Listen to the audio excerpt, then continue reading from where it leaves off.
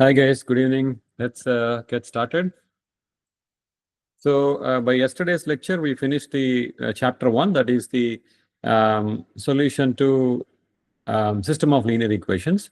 Today we're going to start the next chapter, that is chapter 2, which is solution to nonlinear algebraic equations.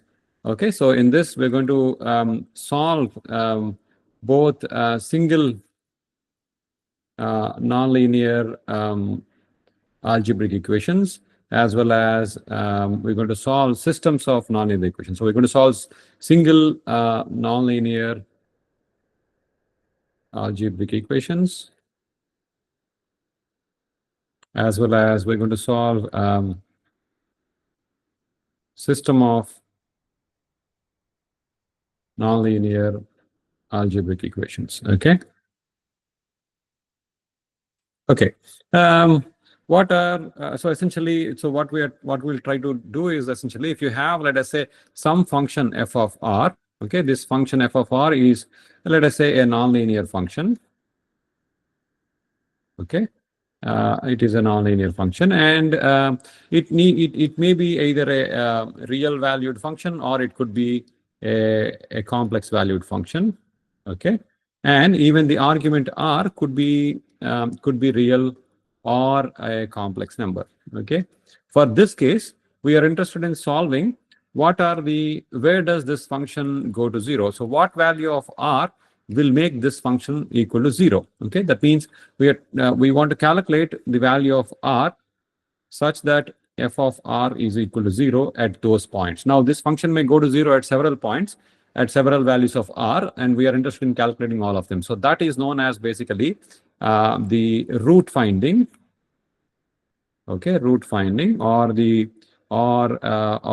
roots of the equation, or also known as the zeros of the function. Okay, so whether we want to calculate zeros of the function or roots of the function, then this is what we mean. We want to solve for the function where it goes to 0. Okay, now what are the applications? Okay, this is good. So what are the applications? Where do we need to calculate where is it going to 0, and why are we interested in that? What are the applications? Applications are, again, in general, in scientific calculations, you want to know what are the roots of the function. So essentially, in science and engineering, you come up with this thing pretty often, that you have some function for which you want to calculate the roots. Or in let us say in CAD design, let us say if you have one surface and there is another surface, and if they are intersecting, you want to know what are the intersecting points and all those things. So that's where you'll again calculate the roots of the function to calculate, let us say, intersecting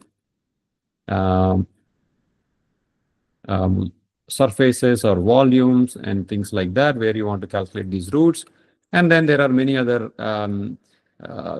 applications. For example, in biology, if you want to calculate the population growth and so on, you are interested in population growth of, let us say, some algae or some bacteria and things like that, and also in other areas.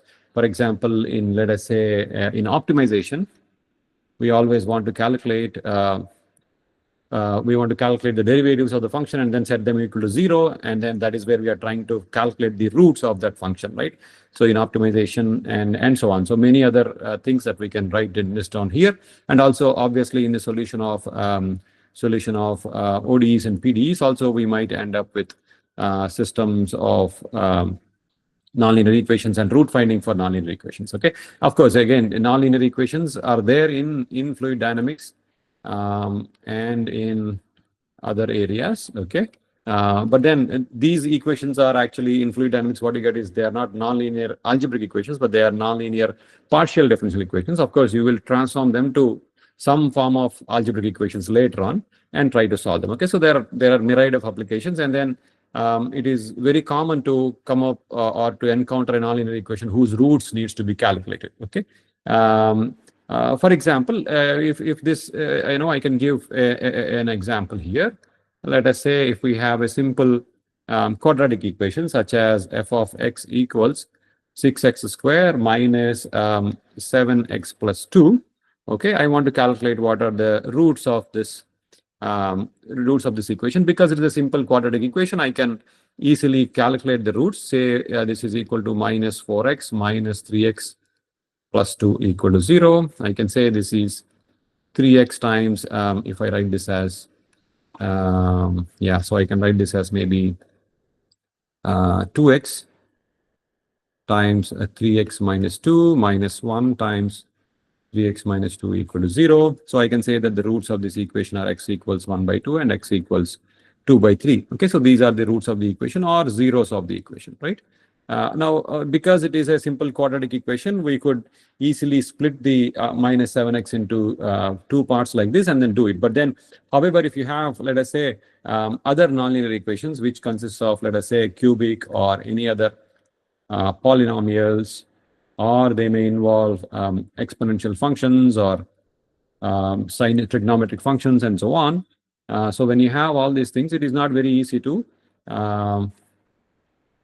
or trigonometric functions, it is not very easy to do simple operations like this and then calculate the roots. Okay, so that is why so there are no analytical methods by which you can calculate. Rather, we have to resort to numerical methods. Okay, such as a few methods exist in the literature. There are many methods available, but we are going to look at some specific set of 3 methods. That those are known as the bisection method. The second one we are going to look at is the Newton's method. Newton's method, also known as the Newton-Raphson method.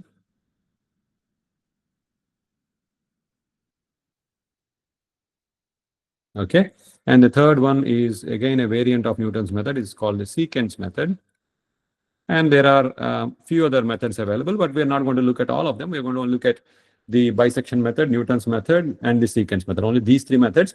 Again, for each of the method, we're going to look at how it's going to work. We're going to do some sample calculations and then write an algorithm and then look at its advantages, disadvantages, and so on. Okay, and then we're going to look at what are the limitations, under what conditions this may fail, and so on. Now, again, after this is done, then we're going to solve systems of nonlinear equations, which are not just one equation, but you have many such equations. Just like what we had earlier, we had ax equal to b, but this was a set of linear equations. Now you are going to have several nonlinear equations. That could be function 1 could be several functions of, function of several variables. Similarly, f2 could be function of several variables, and so on. You'll have such system of nonlinear equations. How do we again solve for roots of that? That means how do you find a solution for this system of nonlinear equations? That is what we're going to see, and for that we're going to extend this particular method, that is Newton's method, to calculate the solution to systems of nonlinear equations. Okay, fine. Any questions so far on the till now or on the past lectures? Anybody?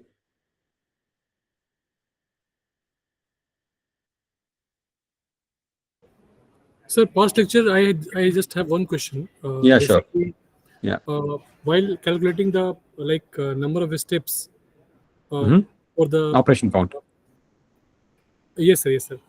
Operation count. Yes. Yeah. So basically, for the last concept that you taught us just before Right. studies class. Correct. So in that you told that when we don't solve the equation and solve the equation like using that what I'm going to say like equations, linear equations, systems of linear equation. Correct. The reduction of m cube minus some that direction goes away, right, sir? Correct. Yeah. So exactly, sir, this what is the process to solve this equation? I was just wondering, and how did it happen to be smaller? Is it? Yes. That's what you're saying. Yeah. No, so we have, if I remember correctly, we have this kind of equation, LIUI equals AI, right? Right, sir. That's what we have, LIUI equals AI. Now, there are 2 things we said. Okay, the first one we said is directly solve the equations without any block tridiagonal matrix and all, which is basically completely mn times mn, right? That anyway we understand. But yes, if we want to solve it using block tridiagonal matrices, right? A block tridiagonal matrix is BTDMA, maybe that you can write it as BTDMA, right? block tridiagonal matrix algorithm. Okay, then we are confronted with this calculation of Li Ui equals Ai. Now I said in the first method, what we can do is we can calculate the inverse and then calculate Ui, right? So if we were to calculate inverse, that means you need to calculate what is Li inverse, and then in the second step you're going to use that computed Li inverse to multiply with Ai and then calculate Ui, right? Yeah. And then of course you have the other equation wherein you would calculate again Li plus 1 that has one more multiplication with Bi plus 1 and then something else, right? Yes. Or Ui or something like that. There is one more multiplication involved in there. Now these are the three steps. So the calculating inverse, so these are all, each of them are M by M matrices. These are all M by M matrices. Calculating inverse is what is the operation count for inverse? It was even more, sir. I think cube. It was 4m cubed by 3, right? Yes. 4m cubed by 3, not m power 4. It is 4 times m cubed by 3, right? Because you remember we had that ax equal to I and so on. Now you calculate inverse, that is 4m cubed by 3. Then here what do you have to do? Here you have to multiply this inverse with ai. This is again an operation with m cube, right? Okay. Now you have to do this for each of the n minus 1 variables you get. You have to also do it for each of the n minus 1 times, right? Because you do this for n minus 1 times. Then again, this is going to be m cube, and you have to do it for each of the n minus 1 i's, correct? Yes. I going from 1 to n minus 1.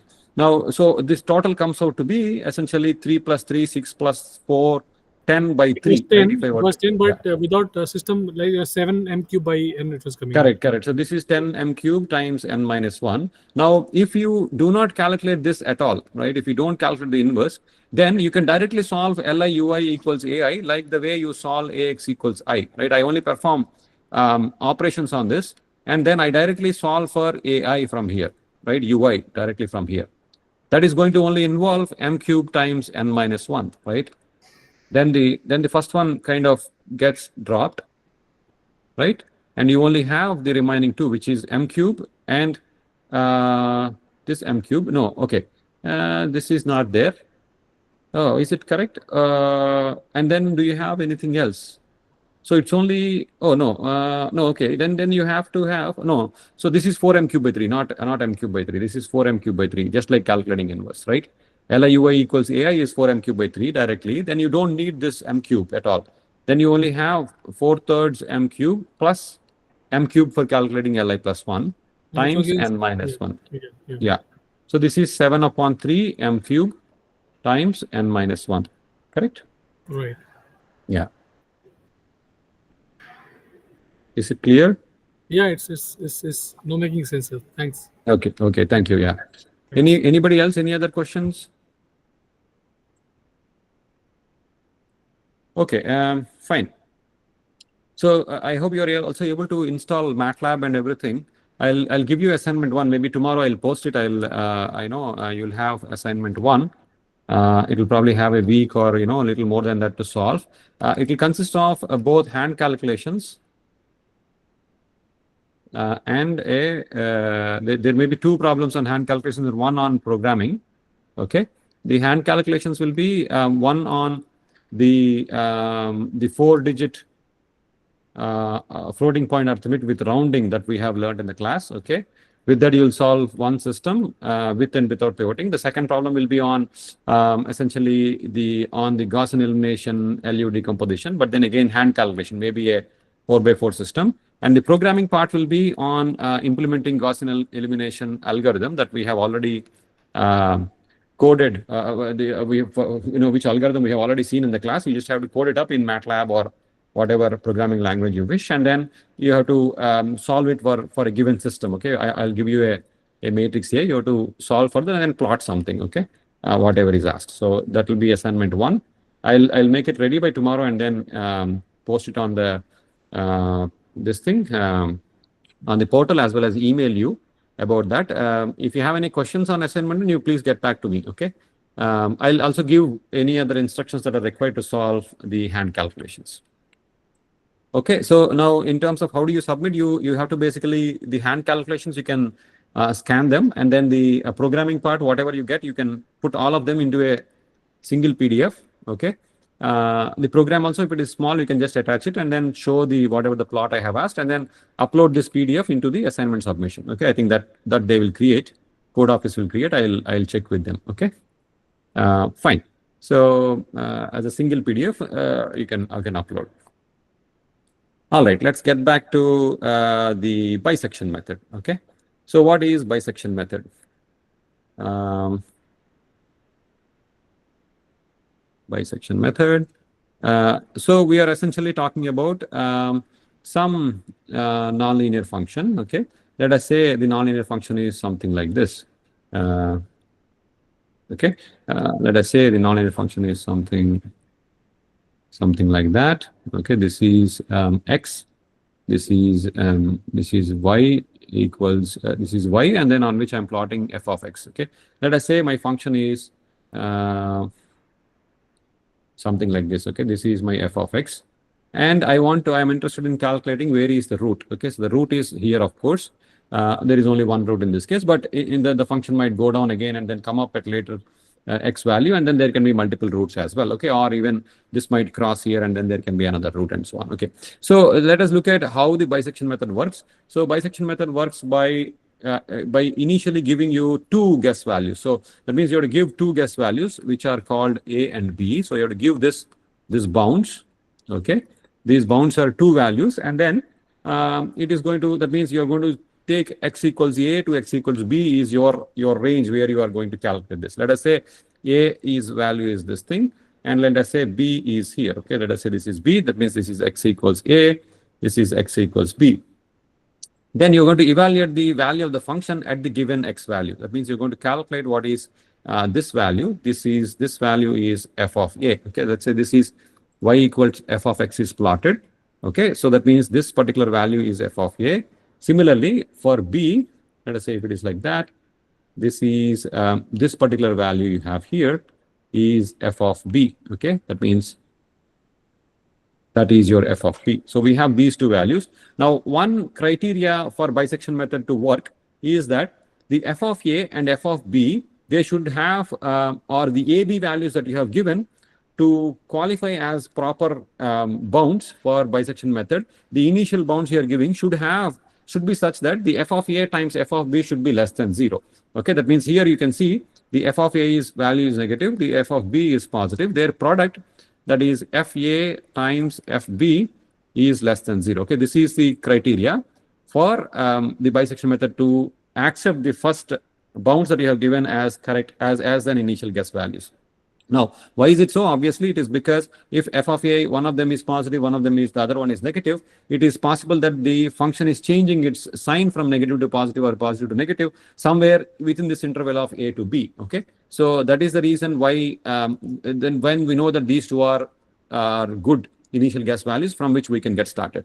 Now, what we do is that in the bisection algorithm, as the name implies, we're going to divide this into half. We're going to bisect this a and b. We're going to calculate what is c. Okay, so we're going to calculate a c value which is equal to a plus b upon 2. Okay, so we're going to calculate c equals a plus b upon 2. That means let us say a equals 5, b equals 10. We're going to basically take it as 7.5, 5 plus 10 by 2. And then at c, we're going to calculate what is the value of the function f of c.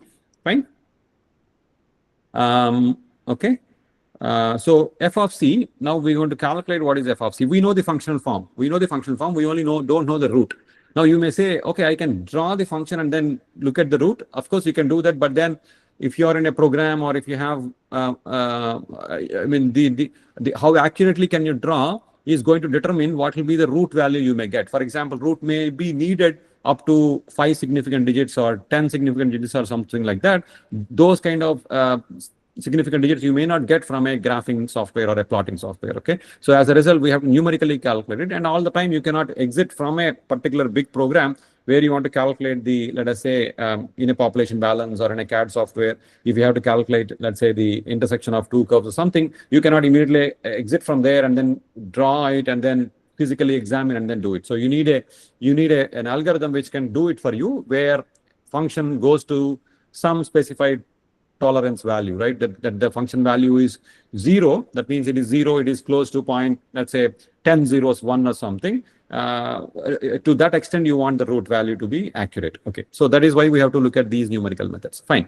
Now, once you have C, we calculate what is the functional value of f of c. Now, if the f of c comes out to be positive, if this comes out to be positive, then we know that the root lies between this positive value and the previous negative value. The previous negative value was obtained for x equals a, right? It was obtained for x equals a. So then what we're going to do is that we're going to discard this b value, and we are also going to discard this f of b value. We know that the root is not lying in this region, rather, so it is not lying in this region, rather it is lying in this region between A and C. So we're going to rename our C as the new B, and we're going to rename this function f of C as f of B. Okay, that means now our new limits for searching are the old A, which was already given, and then the new B is actually the C value that we have computed. So we know that it is going to be between these two. Then we are going to repeat this calculation. Again, we calculate a new C. That new C will be again half of this A plus B by 2.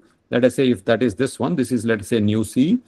From this new C, again, we'll calculate what is f of C, which happens to be here. So this is f of C here, okay? And then this f of C is now negative. This is now negative. So now we know that because it is negative, we're going to discard the f of A. So we multiply f of C and f of B. If that comes out to be negative, then we're going to throw out A, right? Because we know that the root is not going to lie between two negative values.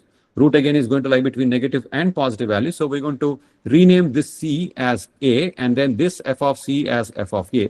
Okay, now we got a new A, and then this is our old B that is there. Then we're going to again bisect this thing and then calculate the next C as this one. Okay, and then again we calculate what is the function value. Then we're going to search between this one, and so on, until we essentially reach very close to the root. Okay, so that is the overall idea. We keep bisecting it, and every time we bisect, we kind of keep the values that have opposite signs, and then discard the values or the values of x that is of the same sign. The functional value is of the same sign as the whatever is existing. Is the algorithm clear?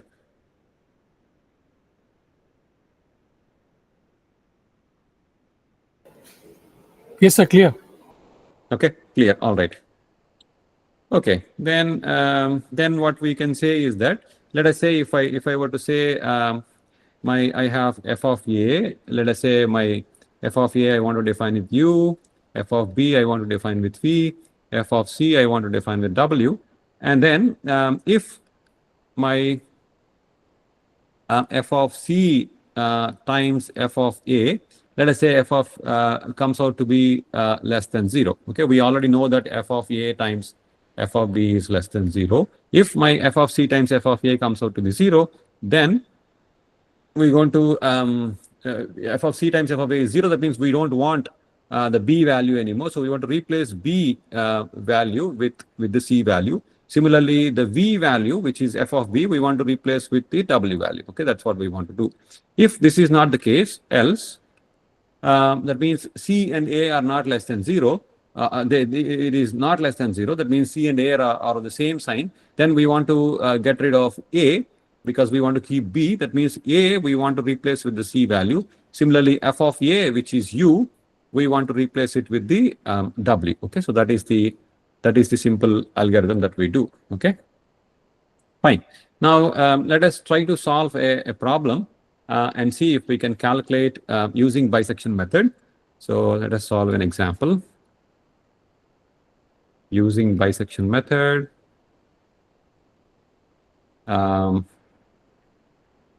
Calculate the root of the function is f of x equals, let us say this is x cubed minus 3x plus 1, x cubed minus 3x plus 1 in the interval 0 to 1. Okay, so within this interval 0 to 1, we want to calculate what is f of x.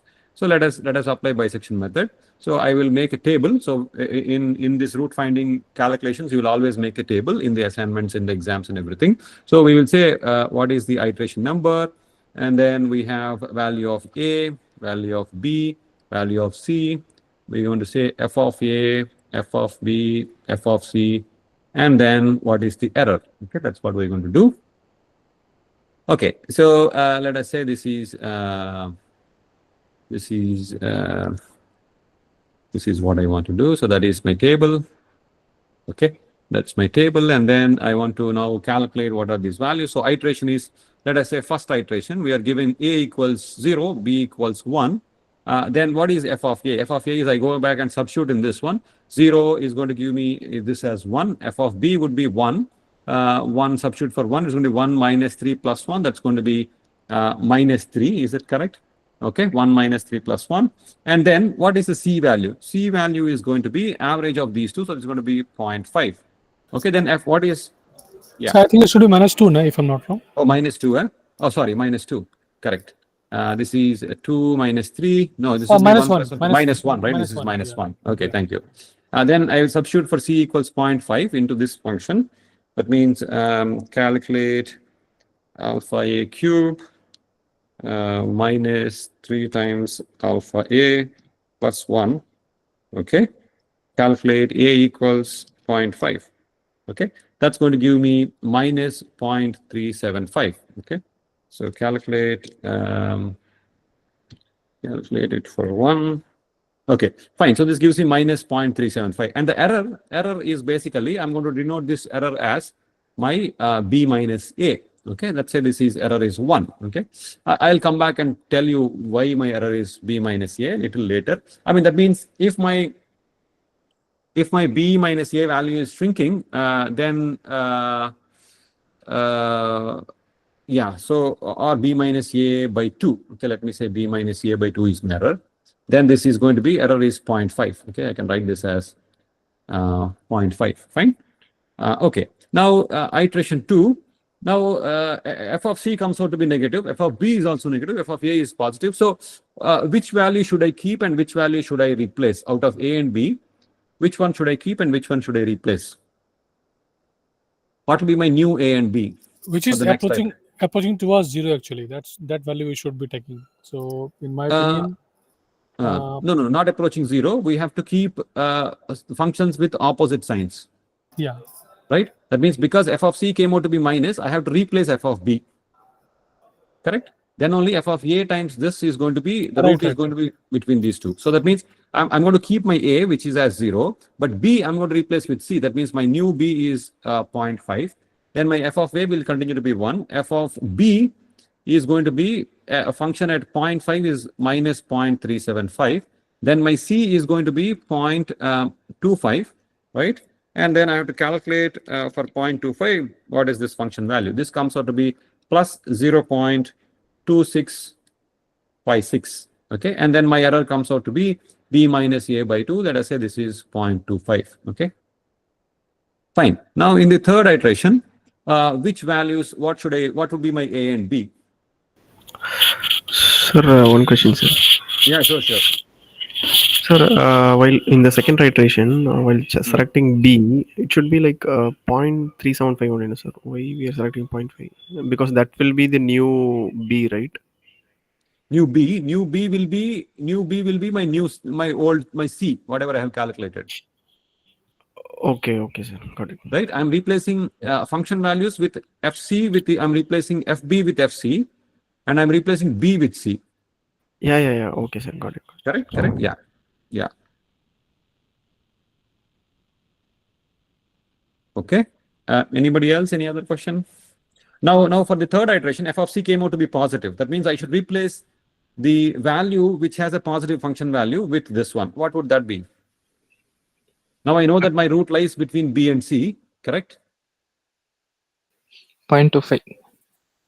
So A is now my 0.25, right? Because I have to replace A with C because A has the same sign as this one. And then B is supposed to be the same as before, 0.5.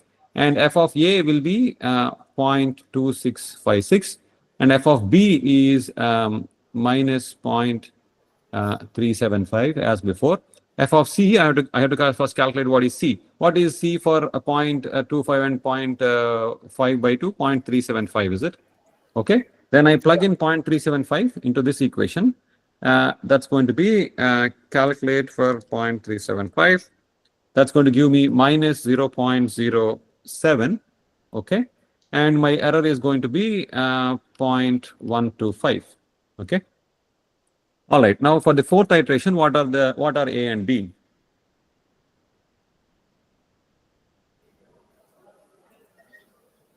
Point 0.25, 0.25, 0.375. 0.375, right? Because I'm replacing B with C because this has got the same sign as this thing. So then I can calculate for 0.25. The f of A is 0.2656 as before. Is going to be 0.2656. F of B is going to be minus 0.07.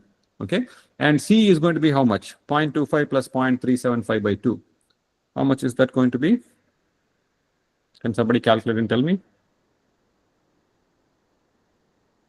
0.625. That's going to be 3125. Huh? This is going to be 0.625, 0.3125. Is it? Just correct me if it is wrong. Okay. Then calculate for 0.3125. What is the function value? Function value comes out to be plus 0.09. Okay. Then this comes out to be again the error comes out to be 0.375 minus 0.25. That is 0.125. That is 0.06125 and so on. Okay. So we can repeat this process until we come to a very small value of error. Okay, and you also see that the function C is becoming smaller and smaller. It started off with 0.375, became 0.26 and 0.07. It became slightly larger, but it'll again come down and so on. Okay, eventually you'll get some answer around let us say 0.3 or something. That is going to be your root. Okay, yeah, so that will be your root for this particular function. So that is how we will proceed. Okay, questions on this method? I don't know the exact value. Maybe I think it will come out to be 0.347. Sorry? When to stop? Like what I mean to say is when to stop? Yeah, so you'll stop. Let us say if your error is less than some tolerance. Let us say I ask you to perform until your error is, let's say, less than 0.001. So this is now 0.061. Until it becomes less than 0.001, you will continue.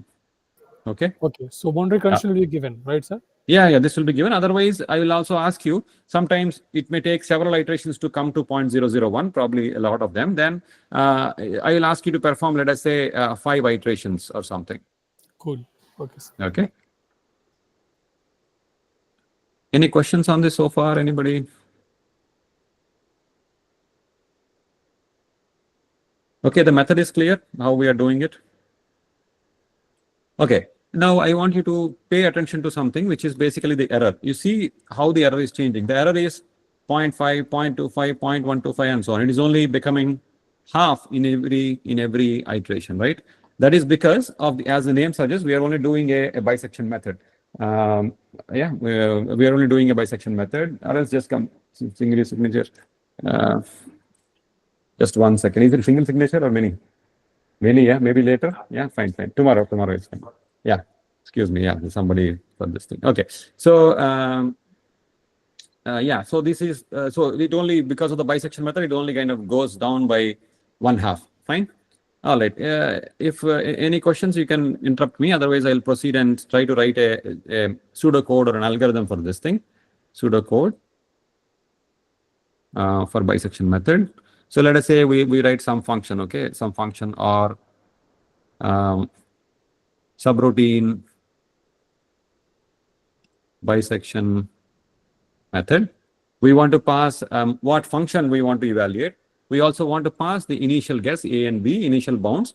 And we also want to pass what are the maximum number of iterations you want to do. Let's say it could be 100, 1,000 and so on. Because if you don't specify that, then it may keep going. And then we also want to stop what is the tolerance you want to reach. For example, the tolerance may not reach within the number of maximum iterations. So in which case, it is going to stop as and when it hits this number of maximum iterations, right? We don't know for any particular method. Okay, so let us write this thing. So initially you want to calculate what is f of A and then store it in some variable called FA. So you calculate what is FA and then store it f of A and then store it in FA, and then you want to also store calculate f of B and then store it in this function in this variable called FB. Now you want to check if if let us say if there is some sine function available. Otherwise, you can also check if FA times FB is less than 0. Okay. If this is less than 0, then there is no problem. But you want to check, let us say, if FA times FB is greater than or equal to 0. If this is the case, then you don't want to do anything. I mean, then what you want to say is that you want to print to the screen, print the values of A, B, FA, FB, and then you want to also say that the FA times FB is greater than 0. So essentially you are stopping, okay? Because you cannot proceed with this thing. If not, you want to calculate what is the error, okay? Error could be equal to modulus of maybe B minus A by 2 or B minus A, both are fine, okay? So that is your error.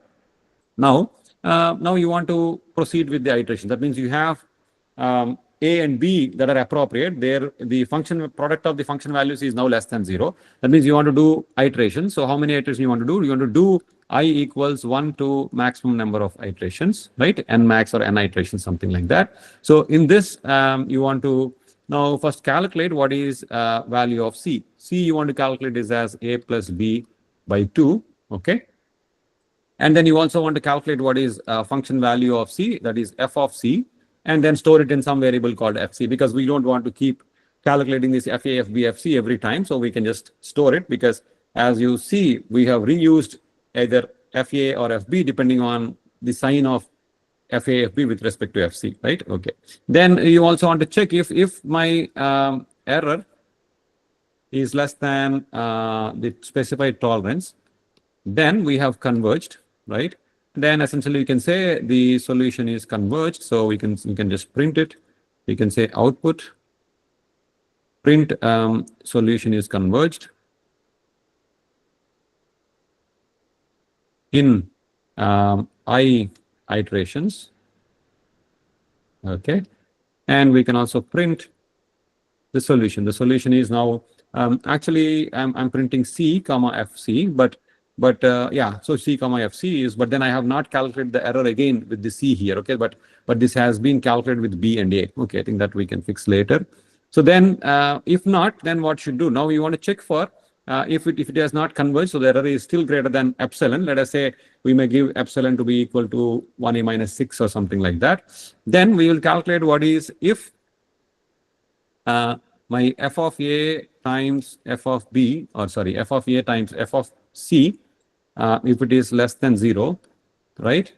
Then what should we do? Then you replace B. So you calculate, you update your B to be equal to C, right? Similarly, you want to write FB equals FC.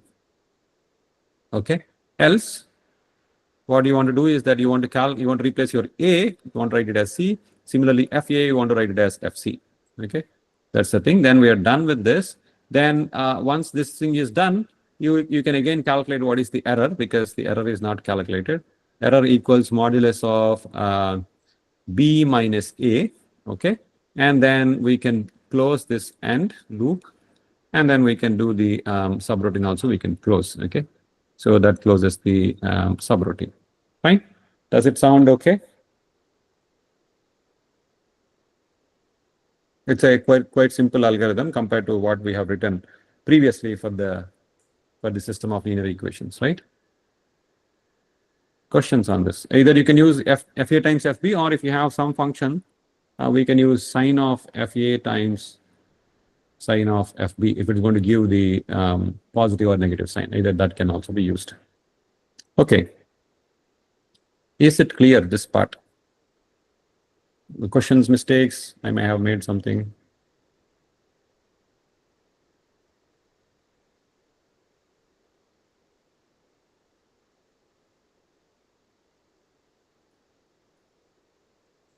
So if the error is less than this thing, we not only print, we should also exit, right? So we'll also exit from the loop.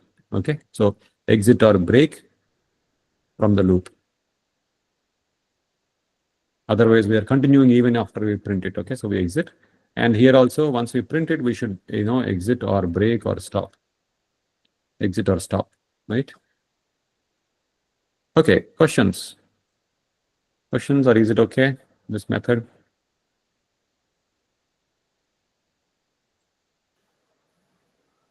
Yes, it seems okay, sir.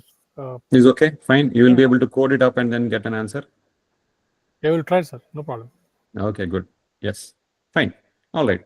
Let us now look at the convergence analysis.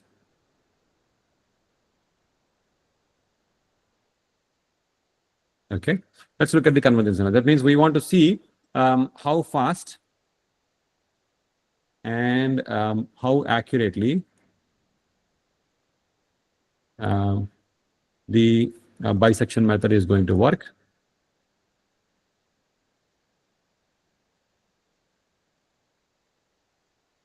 Okay, so for that, let me first draw.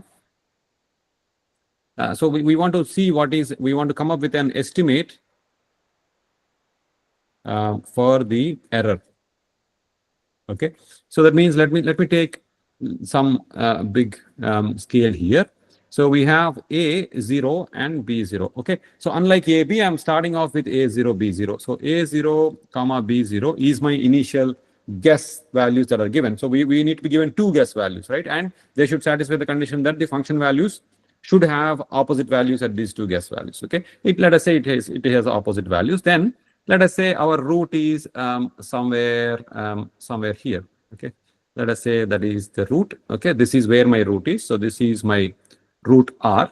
We have to get to this particular root. We are given these two values. Now, what should I do in bisection method? I'll first take A0 B0 by 2. So I'm going to come here and call this as C0, right? So my C0 is going to be A0 plus B0 by 2. Okay, I have written that here, no? Yeah, C equal A plus B by 2. Okay, so we have C0 plus A0 by 2. Then we know that again, let us say the function values comes out to be such that f of b is negative or f of b is same as f of c. So we're going to limit our search to a and c instead of a and b. So we're going to call this as our a1, which is same as before. We're going to call this as b1, right? Because c0 we're going to replace our b0 with c0, which we're going to call it as b1. So these are our new search range values. Then again, for this one, I'm going to calculate what is the midpoint. Let us say the midpoint comes out to be approximately here. That is going to be my C1. Okay. But before that, I can also write for C0 itself. I can write my root minus C0 modulus. That means either R minus C0 or C0 minus R. That distance I have, that is this distance, right? Essentially R minus C0, that distance is modulus. So that is this distance is less than or equal to, I can say equal to B naught minus A naught divided by 2. Can I say this? So B naught is here, A naught is here. B naught is always, let's say, greater than A naught, so I don't need a modulus, but B naught minus A naught by 2 is going to give me somewhere this distance, right? Essentially, either this half, or the other half, right? Oops. Either this half or the other half. That is going to be my B naught minus A naught by 2. I can say that this R minus C naught is always going to be less than or equal to B naught minus A naught by 2, isn't it? Because this is 1/2, and this R at max can lie either all the way here or it can lie all the way, either R can lie all very close to A naught or it can lie all close to C naught. In which case, if it lies close to C naught, this is going to be equal. I mean, this is going to be much smaller, right? Because B naught minus A naught by 2 is this much, but when R minus C naught is very small, right? Whereas if it lies very close to A naught, it's going to be R minus C naught is going to be as large as it can only be get as B naught minus A naught by 2. Is it correct? Can I say this?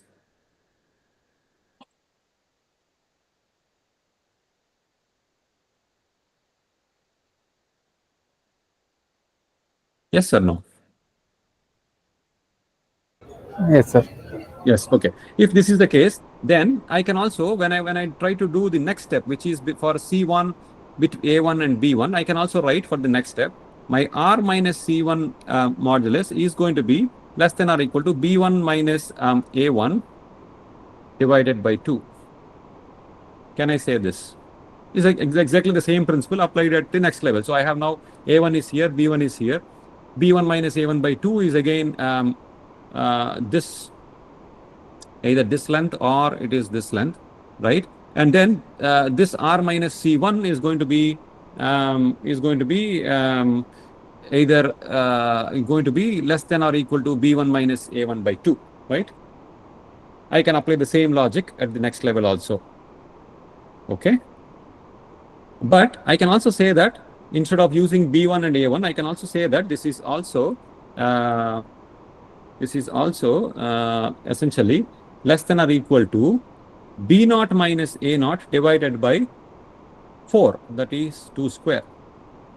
Can I say that? Or, I mean, not less than or equal to, essentially this is equal to, right? I mean, or less than or equal to. I mean, this R minus C1 is less than or equal to, instead of B1 minus A1 by 2, I'm replacing it with B0 minus A0 by 2 square. Can I say that? Right? Oops. That means this is less than or equal to B0 minus A0 by 2 square. I can say that because I'm only going by 1/2 every time, right? So, my B0 is here, A0 is here, this half is there, and B1 minus A1 by 2, this is going to be 1/4 of this total B0 minus A0. That's all, right? So I can say that. That means I can also say this as for the step 1, that is R minus C1, this is less than or equal to B0 minus A0 by 2 square. And I can extend this logic to any length. That means I can write this as R minus Cn is less than or equal to Bn minus An by 2. So I'm extending the same logic to some nth iteration, which I'm doing. Or I can also extend this logic and say that R minus Cn is less than or equal to B0 minus A0 divided by 2 to the power n plus 1, right? Because in the first step, I got 2 square. That means in the nth step, I'm going to get 2 to the power n plus 1, right? Because I know that if I have done n steps, that nth step interval B0 minus Bn minus An by 2 is nothing but 1 by 2 to the power n plus 1 of the original interval width, that is B0 minus A0, right? I can say that. Fine. Everybody agrees? Yes, sir. Yes. Okay. So that means this is my error that I have in the after n steps. After n steps, my solution is Cn, but my error is basically going to be root minus Cn. That is my error, right? Not epsilon. This is going to be my error. Okay. So that means I can write that my error is always going to be less than or equal to B0 minus A0 divided by 2 to the power n plus 1. Yes. Okay. Fine. Yes. Yes. Okay. We can write this thing. Okay. Now that means so that means we know that if we have performed n steps, this is going to be the error that we have in the bisection method. If we have started off with initial guess values of A0 and B0. Okay. That is what we have. Or else, if somebody asks us to, let us say, if somebody gives us what is the tolerance level, right? If we want to get B0 minus A0 divided by 2 to the power n plus 1 to be less than or equal to some epsilon, okay? If says we want to reduce the error to some tolerance, such as epsilon, then we can also calculate how many iterations are needed to come to this tolerance level. That means I can simply calculate this thing as B0 minus A0 by 2 to the power n less than or equal to 2 times epsilon, right? I can write this as logarithm of B0 minus A0 minus n times logarithm of 2 is less than or equal to logarithm of 2 times epsilon, right? That means I can say n to be greater than or equal to logarithm of B0 minus A0 minus logarithm of 2 times epsilon divided by logarithm of 2, right? I can also calculate the number of iterations required from here, okay? to come to a tolerance level of epsilon. Okay, I can do that. These are the number of iterations required. Okay, to come to this tolerance. Now, so that is about the convergence analysis. What are the specific advantages and disadvantages of this method? So advantages is that the bisection method convergence is guaranteed, right? Provided there is a root. Okay, so convergence is guaranteed to the root, right? With if you give essentially for the method, convergence is guaranteed. It's not going to diverge or something, right? If there is a initial guess, provided A0 and B0 are proper, if they enclose a root, convergence is guaranteed. They will definitely enclose a root if the function values are opposite. Similarly, then there is some error bound. There is a reasonable estimate is available, right? We know that we can get to certain tolerance in so many number of iterations and so on. Third thing is that we don't need to, so there is no need to evaluate derivatives of the function, right? So given a function value, we don't have to, no need to evaluate f primes. So no need to evaluate function derivatives. That means given the function, we are only working with the function values, not the derivatives, because calculating some methods require derivatives, such as the Newton's method and secant method, but we don't have to calculate that in this case because derivatives are a little more expensive to calculate. Okay, only disadvantage that this method is that that the convergence is rather slow. Okay, because the error only decreases by half in each iteration. So it will take large number of iterations to converge to given tolerance level. Okay, so that is the only disadvantage. So with that, I'm going to stop here. We are out of time. Yeah, please go ahead. So only one question. Yeah. Here in the like assumption that can you go to the curve that you have drawn? So in the first beginning of this slide. Yes. So you assume that it's cutting at one number only. At the axis. Yeah, it is. I have drawn it like that. Yeah, but it may so happen that your function may be something like that. It could have multiple roots. Okay, so suppose if the interval is too large, then probably we will not be able to capture all the roots, right? So let us say if you give your initial guess as this is your A, this is your B, then depending on how whichever root, it's going to pick up only one root out of this. Okay. You know, depending on how they are situated. Noted, sir. Yeah, it's not going to give all the multiple roots. If you want multiple roots, then you have to refine your. You somehow should know that there are multiple roots. Then you have to refine the search and give. Let us say if you give somehow able to give A and B here, then it's going to pick up this root. If you give between these two, it's going to pick up this. And if you give between these two, it's going to pick up this, and so on. So that is what kind of happens. Right? No, noted, sir. Thank you. Yeah.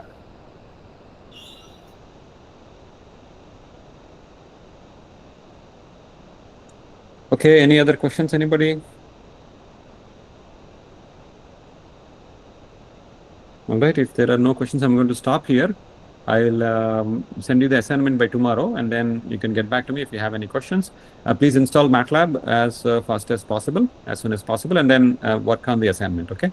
And then, yeah, that's all. And then we will meet again on next week on Monday and continue with the other methods, such as the Newton's method and the secant method. And we will also look at, after we finish that, we'll also look at the solution to systems of nonlinear equations, okay, which is a little more complicated, fine? All right. Thank you, sir. I'll stop here, guys. Yeah. Thank you. Thank you. Bye-bye. Thank you. Thank you. Thank you, sir. Thank you. Thank you, sir. Thank you. Yeah. Thank you, sir. Thank you, sir. Thank you. Bye. Thank you, sir. Thank you, sir. Thank you.